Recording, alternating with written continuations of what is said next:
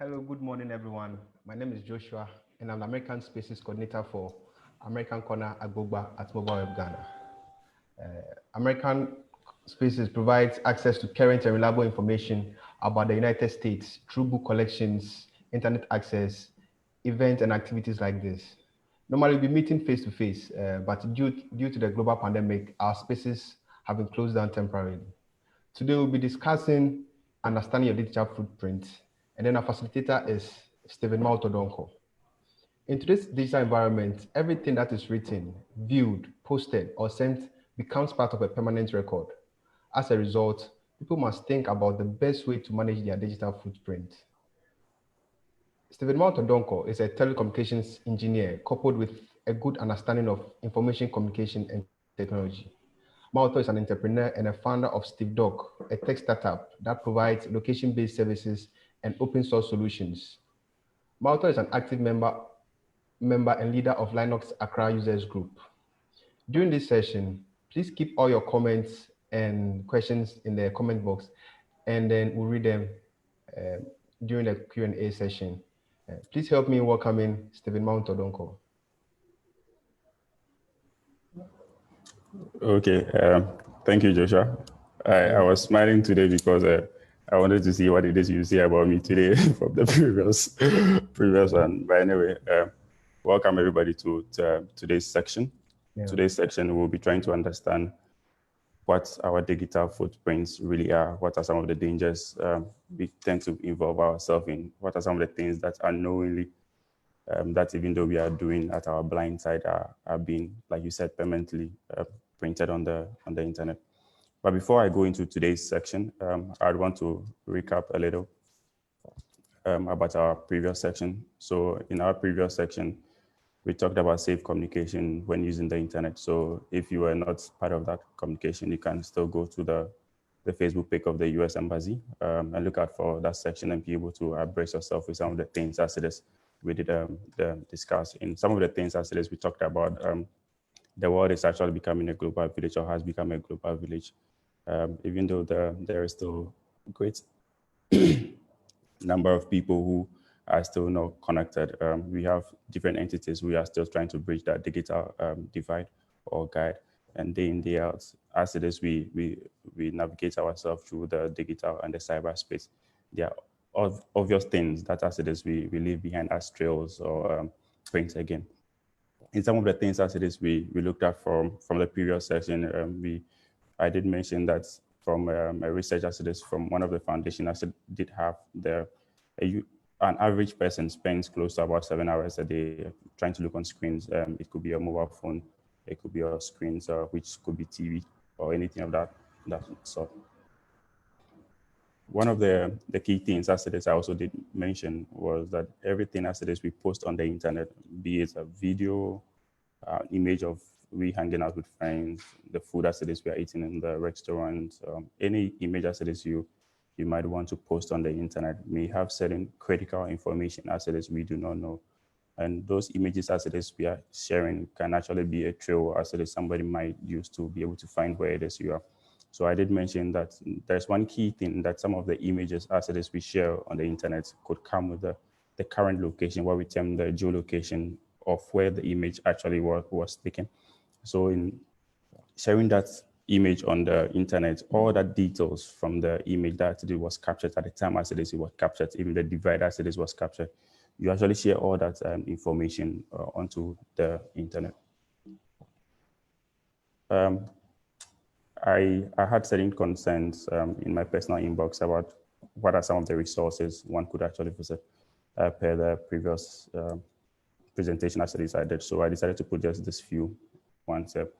One of the key things as I did mention was that to be able to safeguard yourself in the internet world or the cyberspace, there's one critical thing, which is your physical safeguarding of your devices. But aside the physical safeguarding of your devices, the next critical thing will be your password.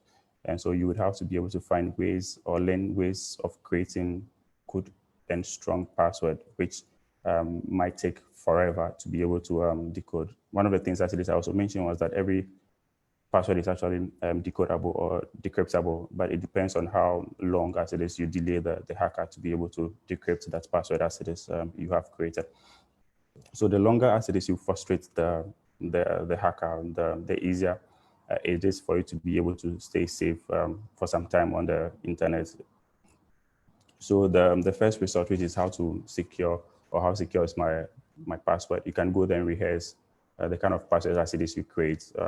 I'm saying rehearse, that would probably mean that you're just supposed to be able to use them to practice how to generate a strong password. But that should also not mean that the password as it is you are practicing there should be the same password as it is you are inputting, because you can never be safe and you can never trust anybody on the internet. So you can use that resource to be able to practice how to generate strong password, the combination of the keys, the upper cases, the lower cases, the numbers, and then the website is able to tell you how long it might take a hacker to be able to crack that password. Two important resources as well, the graceglobal.org and then cybersecurity.gov.gh are also websites that actually you can actually visit, where if you find anything on the internet that is not appropriate for you, you can actually report those links from those websites. Internetsociety.org, a resource I actually found, which I've actually taken some time back. You can actually sign up on learning things about digital footprint. Maybe after this, if probably you want to be able to have a more in-depth knowledge, since we only have an hour section today.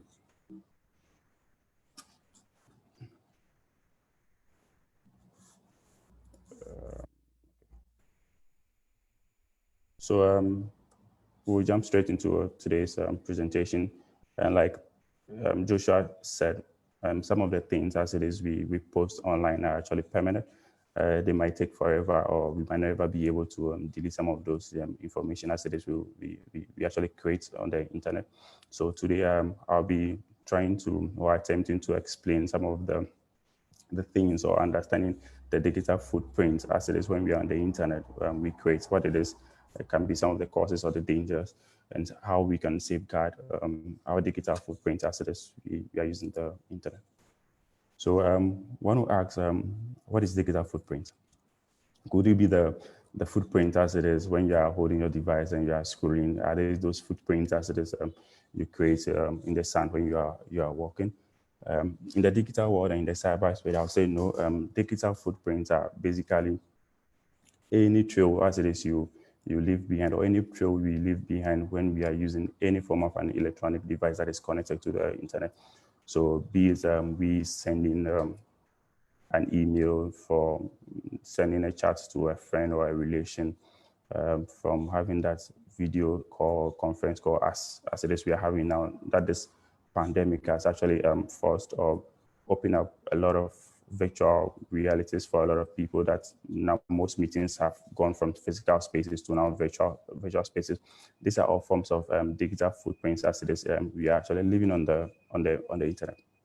So you might think that you are just liking an image or on a social media platform, but they are actually digital footprints of you're actually living behind. And some of them, we don't even know where it is they are going. Some of them, you might not even be able to go back to say that, oh, I want to be able to delete some of those digital footprints. So even the different animation as it is you are seeing on the screen, you might notice that even though the guy is using his own personal device and is walking towards a place, you could see a hand that is actually picking one of his digital footprints unknowingly whilst he is walking forward.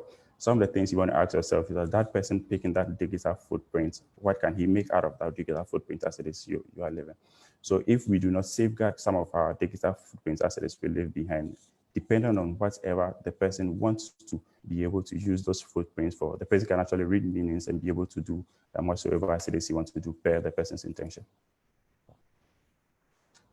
Going in that there are two forms of digital footprints. We have the active and the passive. Sorry. When we say active, those are just forms of digital footprint when we are using any form of social media or any form of website, be it a handheld device or that shop as it is you want to be able to buy from, or that medication you want to be able to buy from, or a digital payment of anything transaction as it is we've had online. The attempts as it is we tend to be able to fill certain forms pay some of the requirements as it is we have online. We actually post on social media. All these activities which you are saying are active are those digital footprints as it is we contribute willingly to the digital or the cyberspace, where those are the activities we are aware of. So you are visiting a website and there's a small pop-up that pops out that you agree to our terms and conditions before continuing to use the services. Those are we willingly accepting to those terms and conditions, or if there are cookies that the website actually enables. So if we post on social media, there are willingly activities of digital footprints as it is we are actually living. And then there are the passive ones. The passive ones are the ones where without our intention, we not knowing, but are still collected anyways. We are having numbers of devices, electronic devices, that are now building geolocation or the ability for devices to be able to pick the current your current location from just the device as it is you are using. We have cookies again in the passive section where per the website as it is you are browsing, there could be a forms of a text instruction that are collecting certain little information from your activity that are happening on the website without you knowing. And so in putting all these activities together, there are certain data that can actually be collected from our activities without actually us knowing. And there are the tons of activities as well that we ourselves willingly actually contribute to the internet. So this kind of activities or digital footprint can be segregated into two forms, which we call the active and the passive ones. Going forward, one will ask, so what can be collected? What is collected? You'll be surprised that from the forms of digital footprints as it is we are actually generating on the internet, there are different level of things that are actually be connected, because remember there are two forms. There's the passive and then the active. The ones that we willingly contribute to the digital space or the cyberspace. So they can collect or are already collecting the time you go to bed, to the route you took to work, the time you had your break, to the time you arrived at work, how much time you spend on a device, how much time you spend on social media, who are actually in your friend cycle. You can name them. This could be in the innocence of we just using the digital space in the comfort of our zone, thinking that our life has been easy, but all this information can actually be collected without even you knowing that all this information. So if somebody has access to all these forms of digital footprints of yours, the person can actually predict where you can actually be at what a particular time. Going forward, I did a little screenshot, or a friend actually shared a screenshot of hers for me, where I asked her to actually input the URL after logging into Gmail account for me, and let me see how much unique location that it is she has visited. She has actually granted me permission, and thank you, Angela, for granting me the permission to use your location data for this demonstration purposes. And for this purpose, like I said, one can actually collect all the data from the time you woke up to the place of work to the route actually you take. And so some of these data, as it is, we got from her Gmail account, which is actually collecting or caching her routes or location data, which she didn't even know. And so she was even amazed to have known that Gmail has actually collected all these data of hers. She had 94 unique data locations of hers. And most of the time, she was able to identify most of the location as the data were cached because of some of the right requesting application as it is she actually used. And so most of the location that she had actually requested, either using any of the forms of the right requesting application, were actually cached. And one of the things that it is I told her when she was trying to find understanding of what this were actually meaning was that we should also bear in mind that applications actually have third-party agreements with other applications where they actually share data or information among themselves. So even though you are requesting for a location where it is you want a car to pick you to and fro, because of that agreement between or because of the base map that the application is using, which is Google, which Google actually owns the map and actually owns Gmail as well. There's easy sharing of that data from that third-party application to Google directly. So these are all the routes as it is, or unique locations as it is. We could actually tell from the data as it is you share. You could find out that she had more activities happening at one location. So if I was the one to be able to interpret some of the things as it is she's doing, the first point of call would be that if I want to be able to find her, the first place to actually go will be this location where I actually have more of the red dots happening. That will probably mean that she has more activities happening at that same location. Going forward, those could not just be some of the information that are collected, but based on some of the activities we also have on either browsing websites or commenting on some of activities that actually really happen, or being able to like or dislike some of the comments somebody actually commented. One can also tell some of this, or be able to tell some of this about you. We'll be able to know what your financial status are, your political affiliations, your family size, based on some of the inputs or some of the data, either you are willingly sharing or not sharing. Because you also bear in mind that you are a friend of a friend of a friend who is also in a community that actually uses the same network. So even though you might not be sharing an information directly, a friend of yours who is actually a friend of you on social media can actually share something you might like.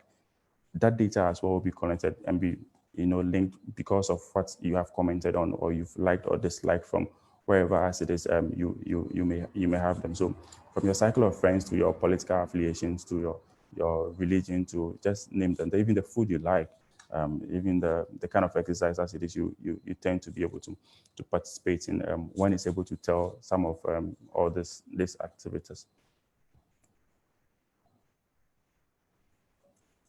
One asks, why are all this data being collected? Are they really important? Um, why can't they just leave us in our peace to be able to use the internet the way as it is we want to be able to use them? But they are all enormous reasons why all this data is being collected. As far as we are busy just having our own conversations, or use the internet to make life easy for us, we can have advertisers who have the reason to be able to do direct or targeted marketing. So if you take, for instance, any of the social media platforms, or Facebook, for instance, yeah, you can have the two same cycle of friends on the same platform, where maybe I and Joshua, but the kind of advice that I would receive will be different from what it is Joshua might be receiving. This will be based on some of the activities, or the activities Joshua is actually having on his platform.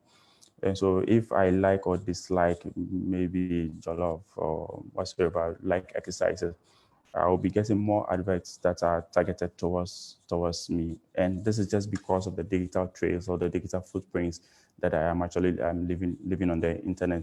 I don't know if you might think back, there are times where maybe you made a search in any of the search engines, and then in some of the search engines, not any, because some of the search engines are actually particular about how they share their data. In some of the search engines, and then you search about a particular topic. Let's say you were researching about maybe KUST, which is a university, maybe KUST forms or something, and you go back to any of the, or a social media platform, let's say Facebook, and then you realize that you're having adverts from KUST showing up to you, and then you ask yourself, how come was this advert, or how did they know that this kind of advert was actually targeted for me? So some of all these digital footprints we are actually living, we are having aggregators who are actually collecting all these digital footprints and actually selling them to third-party companies who can actually sell or target certain products towards us. And so we want to be mindful on some of the things as it is we comment on or not comment on social media, because based on some of those things as it is we are reacting on, can be used to profile your personality and say that, oh, this kind of a person has this kind of mindset, or not be able to have this mindset. We have the government point of view, where law enforcement can actually use social media as well to be able to trail some of those your activities because of some of the digital footprint as it is you are living on the internet there. There could be other reasons where you have maybe like the recent one where it was published or found out that we had one mobile device that actually had a bug in the mobile device to be able to collect certain information about their users. We could have insurance companies. We could have let's say maybe the health system that enables or be able to help some of those things as it is we are contributing. So let's say we are contributing data concerning our exercise routines. Certain health facilities can actually interpret those data to be able to make meaningful access to. We've seen cases where health facilities were able to predict based on some of the data that the person was contributing willingly to their digital footprint to be able to know when probably they could have had a heart attack or not, and probably was able to dispatch an ambulance to the person's premises. So this could be some of the reasons why some of those digital footprints are actually collected. But we want to bear in mind that based on some of those things and the reason why some of those things are being collected can be good or bad. And so you do not want to, at any point in time, leave any bad trail of digital footprints when you don't know where that digital footprint can actually find itself. You ask yourself, why should I worry my head, or why should I be concerned about my digital footprints? You could say, oh, like, oh, you're just using it to make your life easy. Or you could probably say, I don't have anything to hide, or there's nothing, or I don't have any political intention. But one of the things as it is you should know is that your digital footprint can say or can be used against you yourself based on some of the settings as it is you may have on your phone. A hacker could actually use your digital device as a gateway to be able to attack any facility as it is they want to be able to attack. So because you've left tons and tons of images or tons of digital footprints on the digital space, if a hacker actually finds access or gets access to all those data, your identity can actually be impersonated, where there can be a hacking of a particular facility, but because they've had a good trail of your digital footprints, they can actually use your identity to be able to, like, complete that attack per their purpose. So you would have given them that gateway to be able to complete or achieve that attack just because you were not safeguarding your digital footprint as if though as it is you needed to have done. So yes, you need to be able to be concerned about what as it is you put there. You should think twice about some of the comments as it is you are living on social media. You should always think twice when you want to post any picture or even comment about any picture or any reaction as it is you actually seen on the internet. There are also privacy concerns. So you would ask if all those data points that are being collected, okay, all the data points being collected, could they be accurate? What if they are inaccurate? What happens? One of the things I said you should know is that if there were rumors actually going on around you on social media, you might not be lucky or fortunate for someone to come in to you to verify if whatsoever information being circulating around social media about you is true or false. You might have your reputation, being damaged, which you may never be able to recover psychologically or physically. You might have people shunning away from you. You might even have incidences where you might be arrested based on some of the things or the trails as it is you are living on online. If maybe you went partying hard, or maybe at a location where else you were making posts, or at that particular time you had your privacy setting unchecked. So that would mean that your location actually went with the images and there were issues that happened at those places. You can actually be picked up or arrested for some of those cases. I could share a personal experience where a friend actually got denied employment just because of the kind of life as it is he lived on social media. you should know that nowadays companies, agencies, or even the government agencies are actually researching on us on social media. So we want to be mindful what of the things or some of the things as it is we actually post on social media. So even before you go on that job interview, I've seen certain companies that even require you to post your or to add your social media handles through your application forms or once it is you are filling. I've seen a couple of forms nowadays. They try to find out what is your LinkedIn handle or what is your any of your social media handles. One of the things actually you should know is that it's not that they want to follow you or like some of the things as it is you are doing on your profile, but they want to be able to profile your personality, or what kind of a person are you, what are some of the reactions are you having or living on social media, and based on some of the trails as it is you are living on the digital space, you can actually be denied employment because you might not know where probably a comment you might have said. I've seen instances where probably the president of our nation is having a talk, and you see people passing ill comments, and I ask myself like, what has come over them? And you don't even know when this might even come back biting you, because these are comments you are passing which you might not even be careful where it is going. You might not even know who is actually even seeing or even screenshotting the comment as it is you passing. You might be lucky and say that, oh, I've gone back to retract my statement, but you don't know where the comments have actually really gone. 10 years down the line, you might have a political ambitions, and that same comment as it is you've passed somewhere may come back actually biting you. So we want to be safeguard our thoughts or our actions when we are on social media, because they could be privacy concerns that can actually come at us, irrespective of the fact that data that is being pushed onto the platform is accurate or not.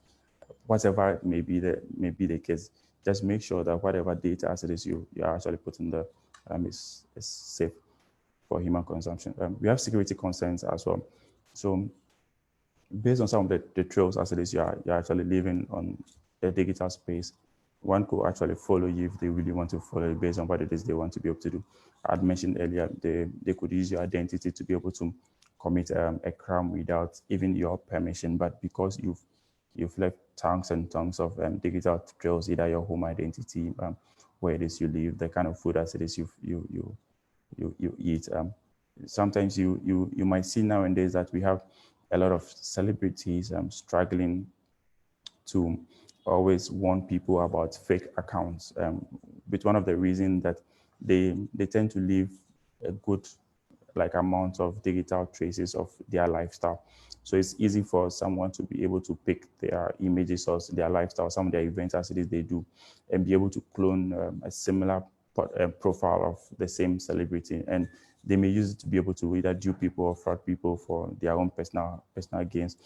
And so if you're on social media, any of the platform, you can see that always some of the celebrities are always bashing us all like they've debunked a fake account, and it's just because of the tons of identity as it is you are leading.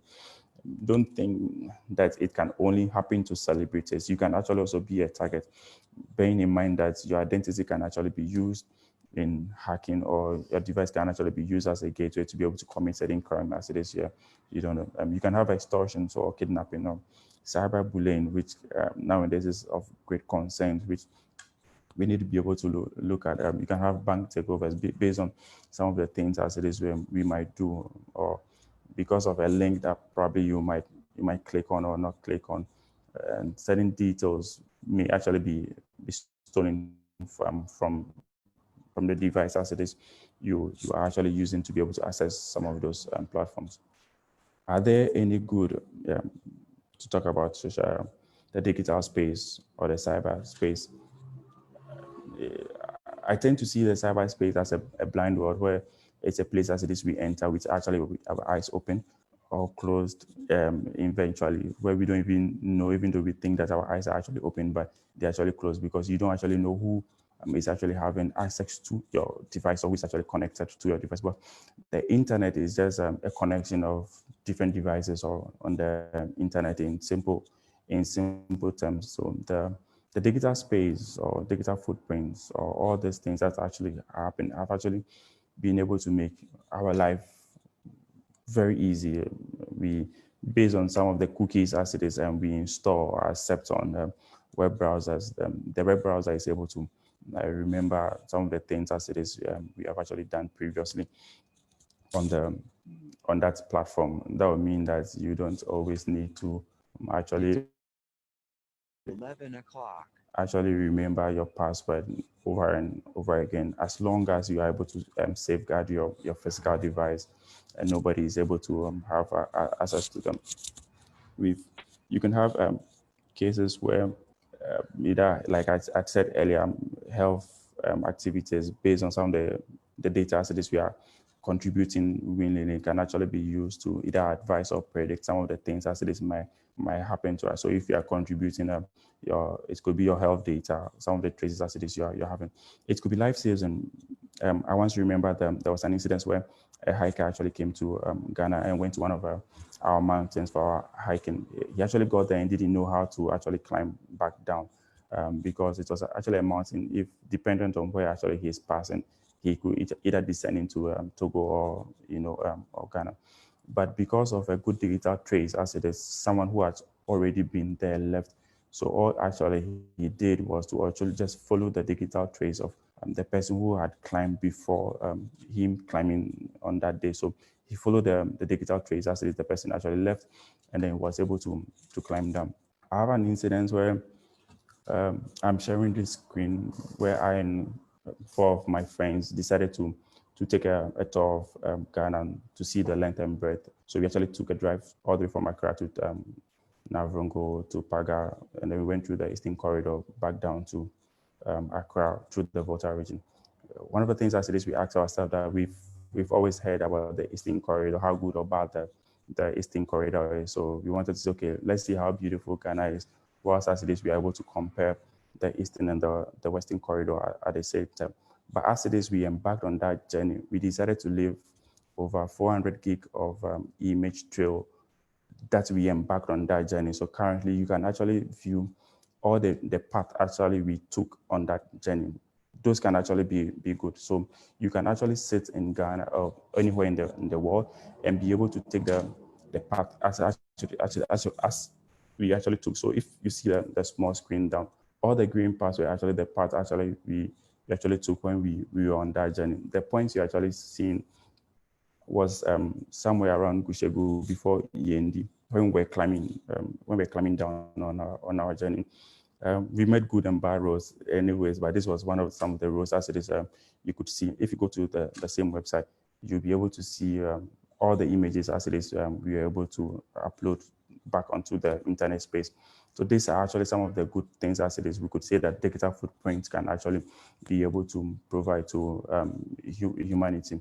So you don't always want to think that, are all the digital footprints that we are actually living are all, can they only be used for bad? No, they can actually be the good sides of all those digital footprints as we are actually leaving behind. What are some of the steps can we take to protect our digital footprints in this age of ours where the digital divide is closing day in, day out. We are never going to have a less access to the internet. Is going to increase. That also means that the digital footprint, as it is, we actually call commuting or contributing into the cyberspace, is just going to increase day in, day out. We are going to have devices connected to each other. Whereas we are even waiting for the introduction of 5G, I'm sure 6G is going to follow, or even you can just name them. Cars are going to connect. We are going to have our lights talking to our fridges. So that also means that we are going to have a lot of digital footprint that we are actually going to leave behind, just because that the internet penetration is increasing day in, day out. But we can actually follow certain basic steps whilst we are actually safeguarding our digital footprints on the cyberspace or the digital world. One of the first things that is, if you're not sure what damage have actually been done to you, will be to search yourself on some of the search engines. My favorite, which is DuckDuckGo. I I'm skewed to DuckDuckGo with the sense that I know they don't track most of the things as it is you are doing on their search engines, unlike some of the other search engines. You can actually have Bing or Yahoo search or the most popular one currently, which is Google. So you can input your name combinations into any of the search engines and then find what does the internet know about you. You could have tons of things actually coming back at you. The first time I took a colleague of mine, he was like, "Oh, the internet doesn't know anything about me," and I was like, "Let's try it." And so he put his name into the search engine, and then he realized that there were even images which he didn't even know were actually sitting on the internet, just because some of them which he contributed and had forgotten, but some of them other people that had contributed on their behalf. Then even we've gotten to even in a point where even before a baby is born, we have images of it at the bump or even before you're crawling your first walk, having posted online to the point where the individual himself starts adding images of themselves, of some of the parties as it is they've gone to, or some of the places they're actually visiting or the vacation on which they're actually going. Like I'm saying, the digital footprint as it is we are contributing are just increasing by the day. So some of the things, if you want to safeguard our digital footprint, would be to search your name, either any of your name combinations. There are times I actually use my email or some of the user accounts as it is I create on some of the social media platforms, just to be sure that whatever the world is seeing, because the digital footprint is one way or the other an extension of the life actually we are living on the digital space. So if you search your name, you could see tons of things come either from the profile you've created on any of the social media platform, either Twitter, Facebook, LinkedIn, MySpace, High Five, any of those spaces, they are likely to pop up. There is even ways of even finding how to see some of the searches you've even done or ever done online from day one when you started using the internet. You can actually find your history records of how or the things you have ever sitting behind a browser being able to search when you go into your settings of your Google account. If for Gmail, you're able to find out what your web activities are based on some of your basic settings as it is you may have in your browser. Going forward, as it is, I said from searching from your identity. One key thing that is also close to my heart or dear to me that I always tell my friends is that always try to buy and update your either antivirus or malware softwares or even software as a whole. One of the things as it is, I say, if you are not using a free software, probably like free and open source software like either the Linux, any of the Linux flavors, either Ubuntu, Unix, or any of those flavors, you want to make sure that if you are on Windows, you are buying or paying for the license for the Windows. I always give this illustration. When you go in for a cracked software, what you are saying is that someone is selling a house, and the key, which is the license, because you do not have, you decided to break the door to the house and still live inside, which is just your software as it is you are using. Yes, you can break the door and live in the same house, but one of the things you do not know is that you have broken the door and it cannot be repaired. You have one way or the other left the door open. That means that anybody that's actually passing by can actually enter or see the activities that are actually happening in your house, because either the door or the window through which actually you went through is left open. Those are in simple terms or in the layman terms what when you use cracked softwares. In that vein, anything as it is you are doing with that cracked application, data can actually be collected because you've given a free pass as it is you're also enjoying the application as it is you're having, but you don't want to forget, as much as it is you even bought the genuine version of the application, you also want to bear in mind that you also want to keep as much as possible the application is updated. You don't want to forget if either it's your phone or your browser or your operating system, try as much as possible to always use the current version of the application. I've heard people saying that, oh, I'm not interested in updating my applications, or I don't have enough space on my phone, so I do not want to update my, but you might be at a great loss just because you have kept your either application and or updated. So in making my research, one of the things I did is I found out that I'm sure about 95% of us mobile device users, probably one way or the other, one, do not even safeguard our settings, and as well do not have malware protections or application on our device. Most of the times we only think that malware applications or antiviruses are only meant for machines. But I'm here to disappoint you.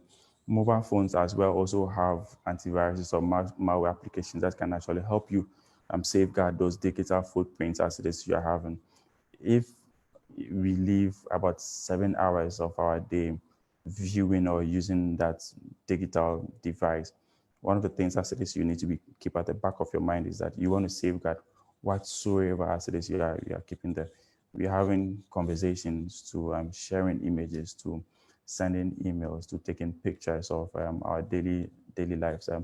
We've granted permissions to applications where we do not even know what it is those permissions are being used for. You've granted permissions to some applications sometimes, which actually have access to your microphone or your video camera or your contact list or even your folder on your phone. What it means is that at any point in time, those applications can actually call any of those functions. Either your mic can actually listen to you without even knowing. So one of the things as well is that you always want to be able to revisit your digital or your privacy settings irrespective of the settings or the default settings those applications might come on, because you never want to trust them anyways. And day in, day out, those privacy settings actually changes. So once in a while, you should be able to review some of those settings as it is you have yourself, to make sure that you're actually in control of some of the things as it is you are allowing the public to be able to see, either based on some of the settings or the privacy settings actually those platforms actually really comes with cookies, which can be used in one way or the other to be able to track your activities. And so when, like I said, when you make a search in any of the search engines and you go either into your email or any of the social media platforms, and you see similar thing or some of the things as it is you were searching popping up on your platform, one of the things as it is you will notice is that some of those things are happening there because of the cookies that were actually available in the browser. You don't want to overshare on social media. Like I said, you should review some of the applications as it is you have on your mobile devices. If you do not need the mobile applications, you want to uninstall them. We've had other social media platforms before, now the most popular Facebooks and what have you, the Snapchats, the Instagram. One of the things as it is you also want to do is that revisit some of those your old platforms. If your accounts are still active, some of the things as it is you want to do is that you would want to delete same. Most importantly as well, some of the emails or the email accounts as it is we have, some of the communications as it is we send using our emails are actually in plain text.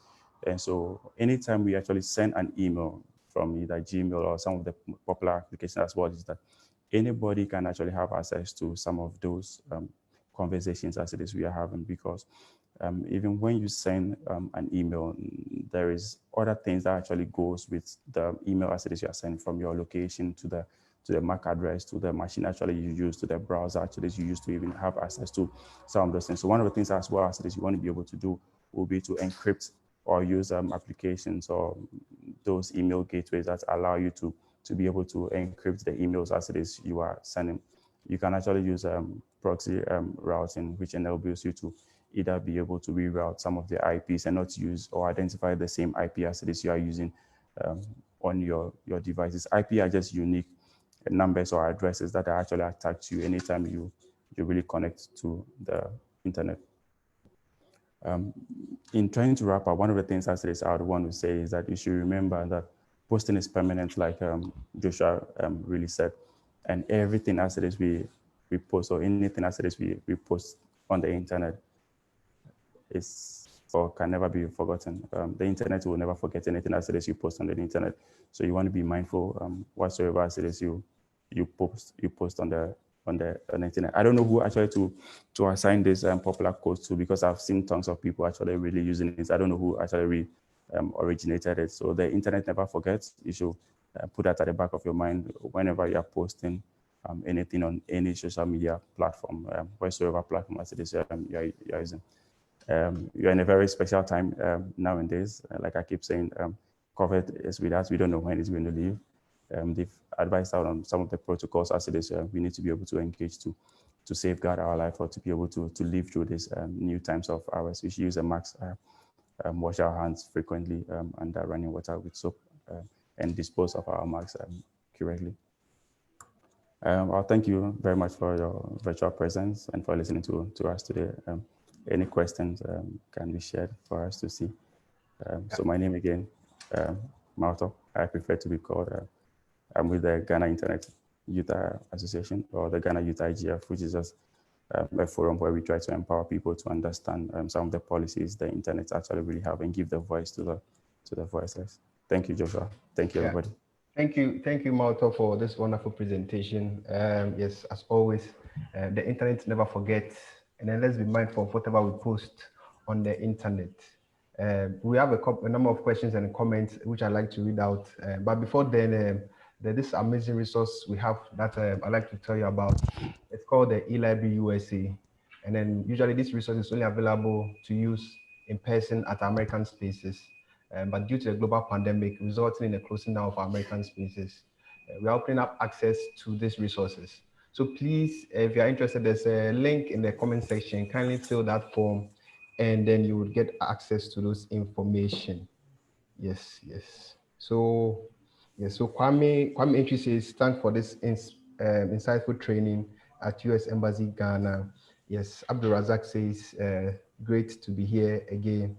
Yes, thank you, Razak. So, Mawutor, our first question is from Benedicta, Akuoko Benedicta. It says, she's asking, how do you determine an accurate or inaccurate links or posts on social media?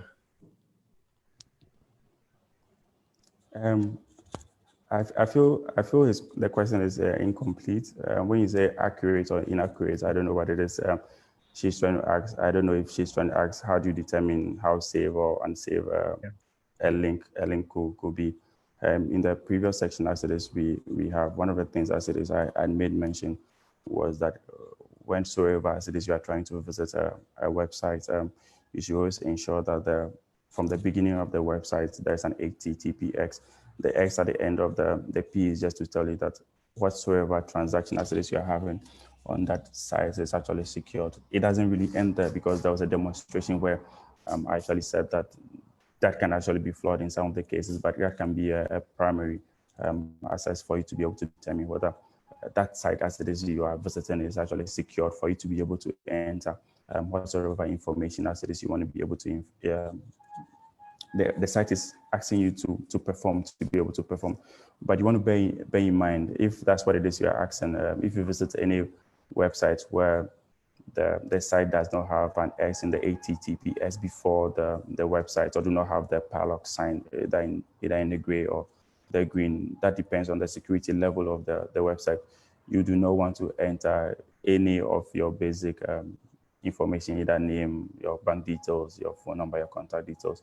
You want to be very skeptical and not be able to enter any of those details, because those data that you might be transmitting on those websites could actually be sniffed or hacked by a third party. Yeah, thank you, Mawutor. Benedicta, I hope that answers your question. So our next question is from Abdul Razak Isa. He's asking, how do you ensure that what you share on any social media platforms is permanently deleted? That is, if you want to do away with them. Okay, that is a hard one. Like from the end bit as it is, we said the internet never forget. Because if you read even the terms and conditions or the policy, whatever for Twitter, you grant them the permission to redistribute some of the things as it is you actually post on their platform, which is Twitter handle. So if you are saying permanently delete, that could be difficult in certain instances. Just that you can actually find ways of, like we said, think about what it is you want to be able to post. So one, you want to be able to delete some of the accounts as it is you have based on some of the platforms. So when you do a basic search on some of the things as it is you do, if you find yourself being tagged in maybe an appropriate image which you do not like the content of the image or the content, some of the things as it is you want to be able to do will be to delete them. So in deleting the accounts basically on any of the social media platforms does not mean that the data you have deleted from the digital or the cyberspace is permanently deleted. It could take about, I think, about 60 to about 90 days for, let's say, Facebook details. If you choose to delete your account to be deleted, you might not have control over their server to really know if those data is actually still really sitting there. So in some of those platform as it is we visit, some of the things as it is they have is that they have policies where you can actually follow to delete your profile or the content as it is you have. Some of them you may have to do a request to the association or the organization that actually has those platforms. So before you delete some of those things, one of the things as it is you also want to know is that if you have your platform which you have used to log into different other platforms, let's say you have Facebook accounts which you have used to log into Tinder or any other platform that allows you to use either Facebook or Gmail to log in. What will happen is that you first and foremost have to go back and find all those accounts and probably delete all those accounts before you are deleting. If not, what it is you are not knowing is that the data you have actually shared between those data, even though you've deleted it from one point, can actually still remain at the other point. So deletion can be the first step. But the thing as it is you want to know is that the internet never forgets. So some of the things as it is you might post, somebody else could retweet that image as it is you have tweeted, or be able to screenshot that image as it is you have done. What could you say about that? You might not be able to delete that. That's why one of the basics as it is you want to do is that you always want to safeguard your thoughts or the things as it is you post, so that it might not be like it's impossible to delete, even though you can take a step in caring for some of those things to happening. Yeah. Yeah, thank you for that answer. So like there isn't just a one fix to it. You just have to do like a digital search of all your online traces and then you clean them one by one. And then hopefully they'll be deleted from the service of whoever is keeping it. Yes. So to continue on that tangent, we know you talked about double sides, open source and proprietary, and then whilst most devices are designed to collect a lot of information to make our lives easier. Are there devices also that are designed to actually reduce our digital traces? Are there devices like that or software that are designed to actually help us reduce our digital traces? Yes, but that I think every device at the back of its mind can actually help you to be able to decrease your digital traces. One of the things as it is we said will be for you to go to your digital settings or your privacy settings to be able to ensure that some of those things are safeguarded. But you can have browsers or certain search engines. Like I said, some of my popular or the one I use the most, about 98% of the time, which is DuckDuckGo, because I know they do not trace or track the activities as it is I actually do on DuckDuckGo. Like I said, you can actually find all the history of anything as it is from day one. You might have been able to search on Google, just having to just go through the settings of the browser application on the account. You see that even if you had gone to find the definition of Mawutor or anything else that you might find, you can still be able to find it. And we have browsers. You can have VPNs that can enable to help you stay in a very virtual, private network for your device. We have browsers like Tor, which actually gives you the freedom or the peace of mind not to be able to worry about all this tracking or the ad blockers or some of those things. So if you're not sure, you can actually just search them online. We can have the Tor browser, which can give you that access or the freedom to be able to either visit certain websites where you don't critically have to worry your head about who is actually spying on you or who is actually tracking or collecting certain data about you, because that website or the browser, actually, as I said, on default blocks all scripts or spying or anything that actually goes beneath or behind the background. Yeah, thank you, Mawutor, for that answer. So I mean, so there are options or solutions available. You just have to do a little bit of research. Yeah. So our next question is from Alain. So before we take Alain's question, we'll be wrapping up shortly, and then we'll take about 2 questions, and then we'll take our final thoughts, then wrap up for today's session. So Alain is asking, can you explain a bit about how some people have found themselves in trouble for content on their devices from downloaded social media material directly or indirectly? Let me take that question again. Yes, to help me. So Aline is asking, can you explain a bit about how some people have found themselves in trouble for content on their devices from downloaded social media material directly or indirectly?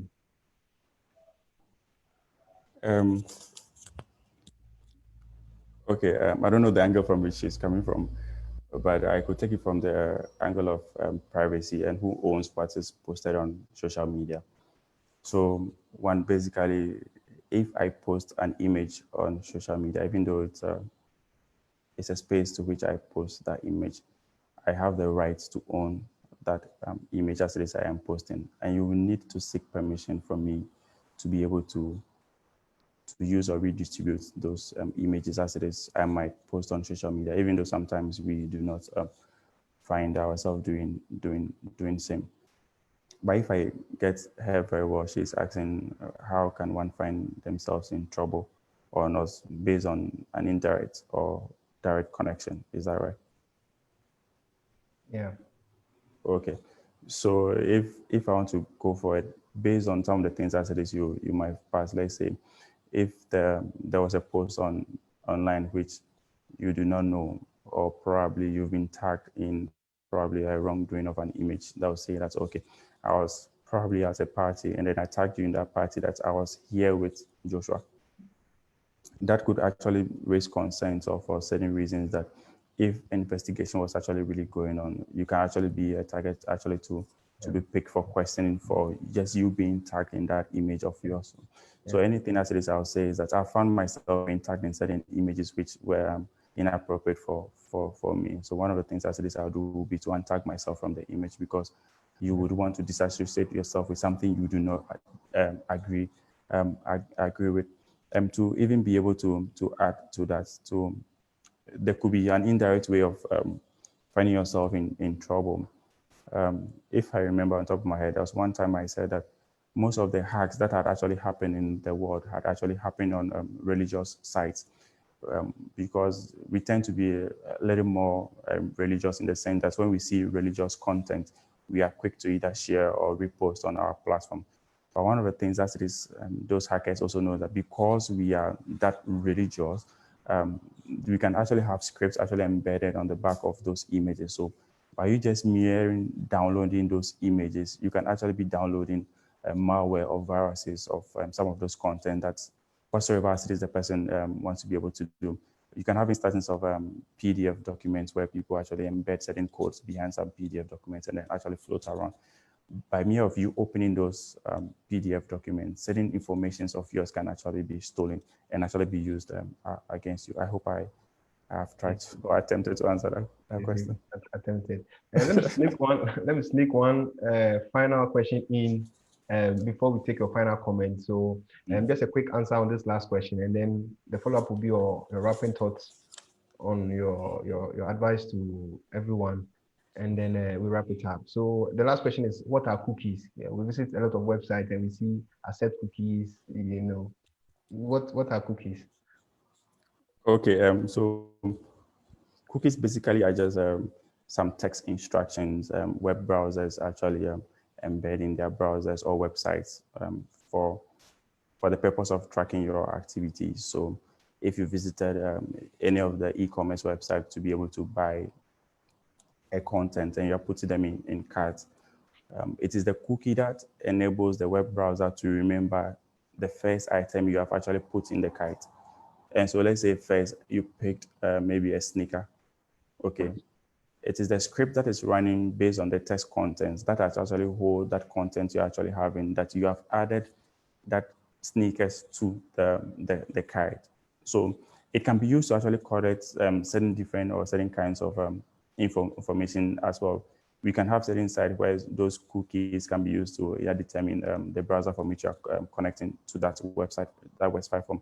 And basically any activity or any frequent activity as it is you're actually doing on that website, it is the cookies that actually enables you to, or enables the browser to be able to remember whatsoever activity as it is you do. So in the terms of even you visiting a website and then next time say, okay, always like log me in or always sign me in. It is the cookie that actually saves those temporal, passwords of yours in the browser. So the next time you want to recall it, it's easy for you to be collected. So that point of view, making a search as well in maybe Google and then searching for an item and then finding a similar item as well in any of the social media platforms or any platform as it is you might visit. Cookies can also enable those activities as it is you have actually conducted on any of those browsers or any of those sites and actually share them as when as it is they are needed. And not to be too technical and be very simple. Yeah. Okay, so thank you, Mawutor, for that answer. I think that explains what cookies are. We have a number of questions, but let's keep the conversation going on in the comment box, and then let's learn more about what digital footprints are, and then how we can use that avenue to let it reflect positively on us. Yeah, so that concludes the program for today. Thanks to everyone for joining. And before we sign off, I'd like to inform everyone that this program was brought to you by the U.S. Embassy Ghana in partnership with Mobile Ghana. Please stay safe, observe all safety protocols, that is washing of hands and running water with soap for at least 20 seconds. And let's practice social distancing and wear a mask in public. And thank you, Mawutor, for facilitating this session. Thank you, everyone, for joining. Till next time, it's bye from us.